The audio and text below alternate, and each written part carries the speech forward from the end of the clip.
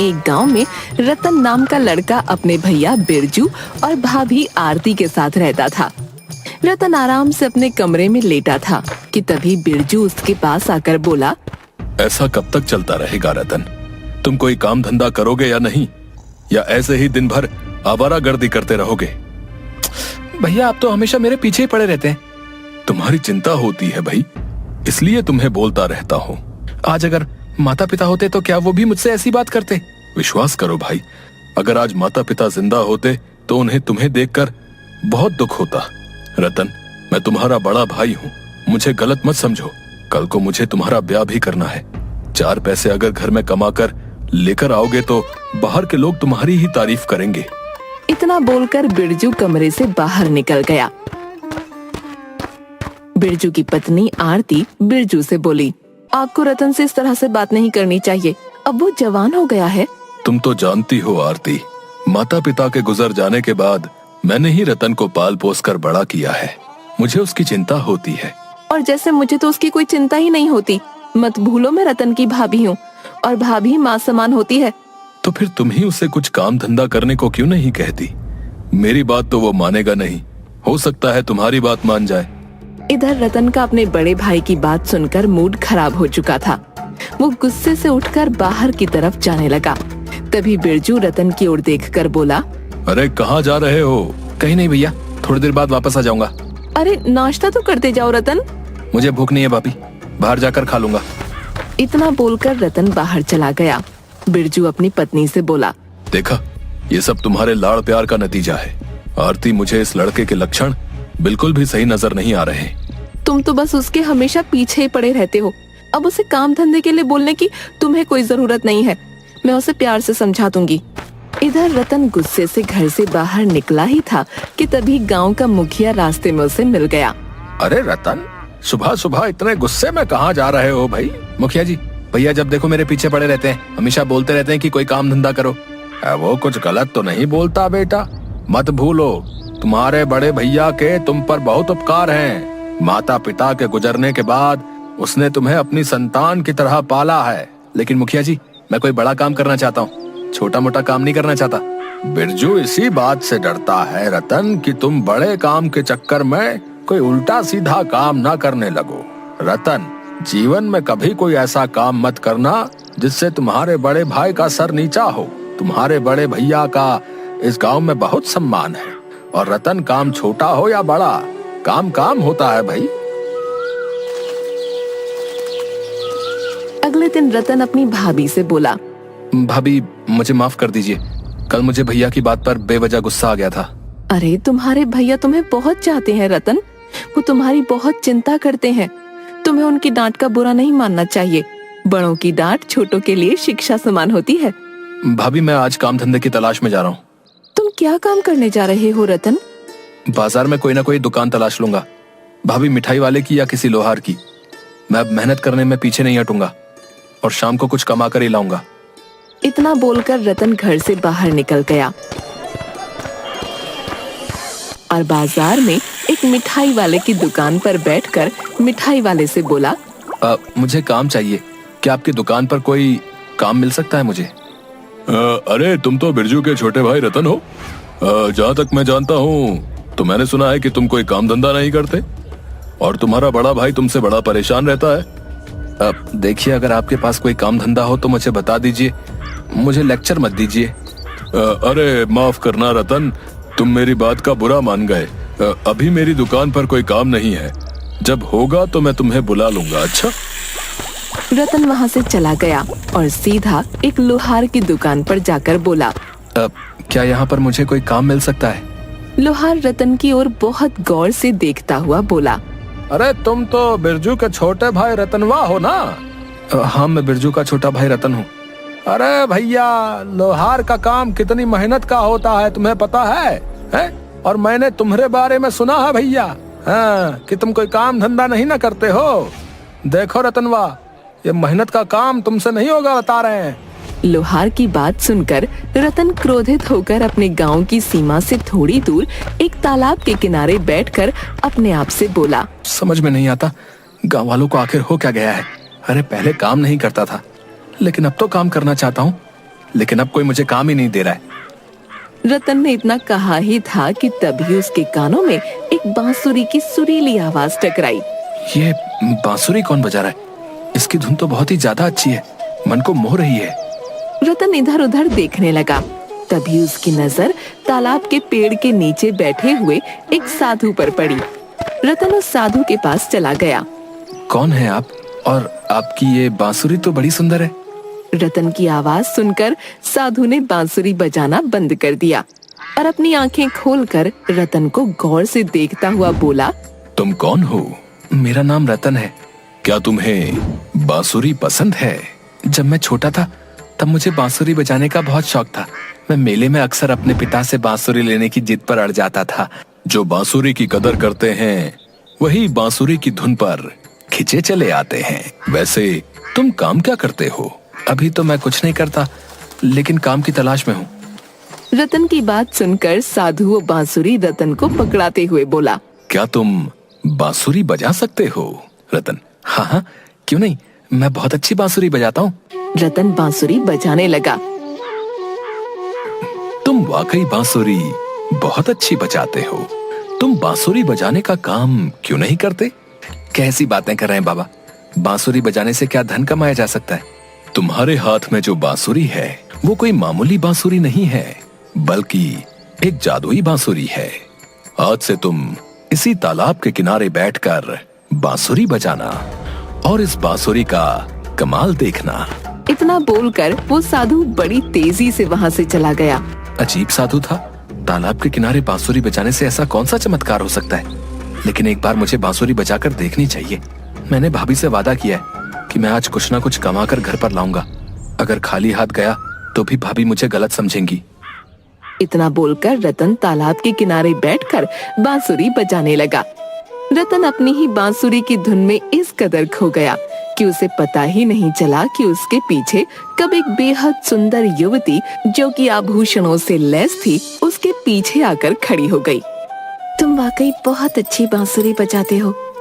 रतन ने जैसे ही पलट कर देखा तो वो सुंदर युवती को देखकर हक्का बक्का रह गया। तुम कौन हो? रतन की बात का उस स्त्री ने कोई जवाब नहीं दिया। उसने अपने सारे सोने के आभूषण उतार कर रतन को दे दिए और चुपचाप वहाँ से चली गई। रतन खुशी खुशी सोने के गहने लेकर घर चला गया। रतन, तुम्हारे हाथ में इतने ढेर सारे सोने के आभूषण कहाँ से आए? भाभी, ये सब मेरे हैं और मैं ये सब कमा कर लाया हूँ। ऐसा कौन सा काम कर रहे हो तुम कि एक ही दिन में इतने सारे आभूषण खरीद कर ले आए? कहीं तुम कोई गलत काम तो नहीं कर रहे? नहीं भाभी, ये सब मेरी इस बांसुरी की धुन का कमाल है। इतना बोलकर रतन सारी घटना अपनी भाभी को बताने लगा। मुझे कुछ सही नहीं लग रहा रतन, ये बांसुरी तुम उसी साधु को वापस करके आओ। मुझे तो ये कोई और ही चक्कर लगता है। नहीं भाभी, मुझे वैसे भी अमीर बनना था और इससे अच्छा साधन अमीर बनने का मुझे और कहीं नहीं मिलेगा। इतना बोलकर रतन अपने कमरे के अंदर चला गया। कुछ देर बाद उसका बड़ा भाई बिरजू रतन के पास आकर बोला, रतन, ये मैं क्या सुन रहा हूँ? तुम्हारी भाभी जो कह रही है वो सब सच है? हाँ भैया, वो सब सच है। अब से आपको काम करने की कोई जरूरत नहीं है। मैं कुछ दिनों में इतना धन कमाकर एकत्रित कर दूंगा कि हम इस गांव में सबसे ज्यादा धनवान हो जाएंगे। रतन, तुम्हें क्या हो गया है? मुझे तो लगता है कि उस साधु ने तुम्हारे ऊपर कोई जादू कर दिया है। तुम्हें ये सब कुछ गलत सा नहीं लग रहा? नहीं भैया, मुझे कुछ गलत नहीं लग रहा। बिरजू गुस्से से पैर पटकता हुआ वहाँ से चला गया। अगले दिन जब रतन सोकर उठा तो उसे सोने के आभूषण गायब मिले। रतन गुस्से से अपने भाई के कमरे में जाकर उससे बोला, कल जो मैं सोने के आभूषण लेकर आया था वो कहाँ गए? मुझे क्या पता वो कहाँ गए। बिरजू की बात सुनकर रतन गुस्से से आग बबूला हो गया। भैया, ये क्यों नहीं कहते कि जब मैं कल वो सोने के आभूषण लाया था तो आप मुझे देखकर जल भुन गए थे? ये क्या कह रहे हो रतन? तुम्हें अपने भैया से ऐसे बात करते हुए शर्म नहीं आती? मैं बिल्कुल सही कह रहा हूँ भाभी। भैया को मेरी कामयाबी बर्दाश्त नहीं हुई और इसीलिए उन्होंने मेरे कमरे से गहने चोरी कर लिए। लेकिन कोई बात नहीं, मेरे पास ये बांसुरी है। रतन दोबारा उसी तालाब के किनारे जाकर बैठकर बांसुरी बजाने लगा। कुछ देर बाद उसकी आंख खुली तो उसके सामने एक सुंदर औरत जो कि आभूषणों से लैस बैठी थी उसे निहार रही थी। कौन हो तुम? उस सुंदर औरत ने कोई जवाब नहीं दिया। बल्कि अपने सारे आभूषण उतार कर रतन को देकर चली गई। ये बांसुरी तो वाकई चमत्कारी निकली। अब मैं ये सारा सोना घर नहीं ले जाऊंगा, बल्कि पहले मैं इसे बाजार में बेच दूंगा। रतन आभूषणों को लेकर सुनार की दुकान पर चला गया और सारे आभूषण सुनार की दुकान पर रख दिए। अरे भैया, इतने ढेर सारे सोने के आभूषण क्या कहीं से चोरी करके लाए हो क्या? चोरी करके नहीं लाया, बल्कि कमा कर लाया हूँ। इसे खरीदोगे कि नहीं खरीदोगे? खरीदूंगा, लेकिन आधी कीमत पर। ये कैसी बातें कर रहे हो? आधी कीमत पर क्यों? क्या तुम्हारे पास इसकी पक्की रसीद है? वो तो मेरे पास नहीं है। तब तो मैं आधी कीमत पर ही खरीदूंगा। बेचना है तो बेचो, नहीं तो किसी और दुकान का रास्ता नापो। रतन अपने आप से बोला। आधी कीमत पर बेचना भी बुरा नहीं है, कल और जाकर कमा कर ले आऊंगा। ठीक है, मुझे इसकी आधी कीमत ही दे दो। सुनार ने रतन को सोने के आभूषणों की आधी कीमत दे दी। रतन पैसे लेकर अपने घर आ गया। उसके हाथ में इतने ढेर सारे पैसे देखकर उसका बड़ा भाई बिरजू बोला। रतन, ये इतने ढेर सारे पैसे तुम कहाँ से लेकर आए? बिरजू की बात सुनकर न जाने क्यों रतन को बुरी तरह से क्रोध आ गया। आपको इससे क्या मतलब है भैया? आप ही कहते थे ना कि कुछ काम कर लो, कुछ काम कर लो। अब जब मैं ढेर सारे पैसे कमा रहा हूँ तो मुझसे इतने सारे सवाल क्यों पूछ रहे हो? इतने सारे पैसे कमाने में 1 साल बीत जाता है। एक दिन में इतने सारे पैसे या तो केवल एक बहुत बड़ा बिजनेसमैन कमा सकता है, या फिर कोई बहुत बड़ा चोर। सीधे सीधे क्यों नहीं कहते भैया कि आप मुझसे अब जलने लगे हो? लेकिन चिंता मत करो, कुछ दिनों बाद मैं इस मकान को छोड़कर चला जाऊंगा और अपने लिए एक आलीशान कोठी बनवाऊंगा। तब मेरी कोठी को देखकर आराम से चलते रहना। इतना बोलकर रतन अपने कमरे में चला गया।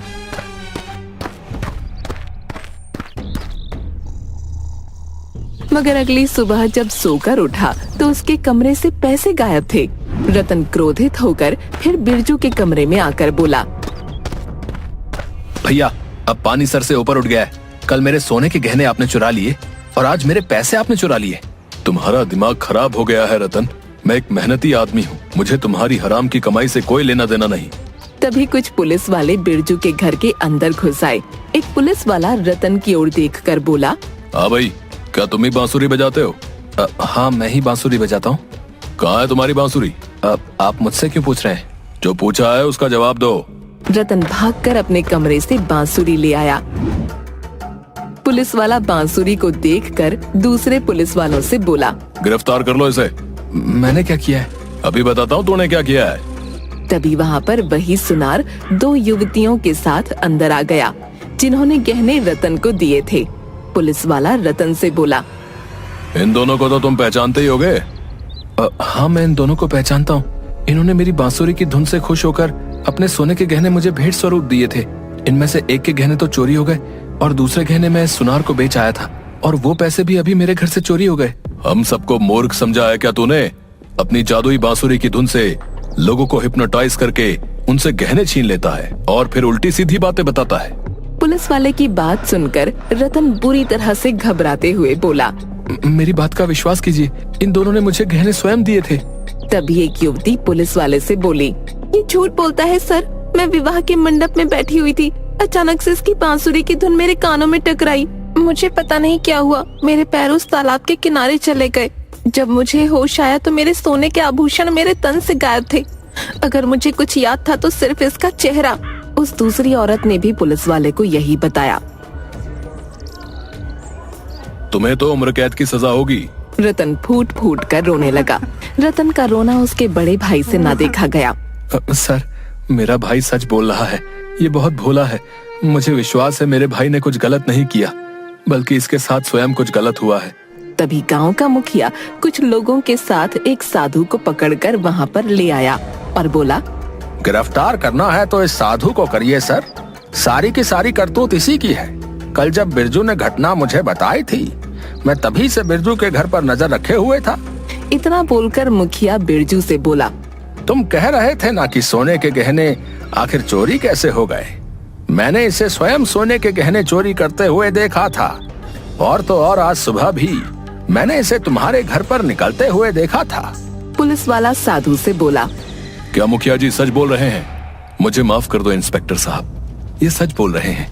मैं कोई साधु नहीं हूँ। ये बांसुरी मैंने एक साधु से चुराई थी। मुझे इसका राज पता था। इसकी धुन सुनकर हर वो स्त्री सम्मोहित हो जाती है जो सोने के आभूषण पहने हुए होती है। समझ गया? इसका मतलब दूसरे गांव में जिन औरतों के आभूषण गायब हुए थे उनमें भी तुम्हारा ही हाथ था, है ना? हाँ, उनमें भी मेरा ही हाथ था। जब मैंने रतन को पहली बार देखा तो मैं समझ गया कि वो बहुत भोला है। मैंने इसके भोलेपन का फायदा उठाया। पुलिस वाले ने उस साधु को गिरफ्तार कर लिया और रतन को छोड़ दिया। बिरजू रतन से बोला, अब तुम्हारा क्या इरादा है? मुझे माफ कर दो भैया, अब मैं आपके साथ ही मेहनत करूंगा, कभी भी लालच नहीं करूंगा। इस बांसुरी का क्या करोगे? मैं इस बांसुरी को तालाब में फेंकाऊंगा ताकि ये बांसुरी किसी और को न मिले। रतन उसी दिन उस बांसुरी को तालाब में फेंक आया और मेहनत से अपने भाई के साथ मिलकर काम करने लगा।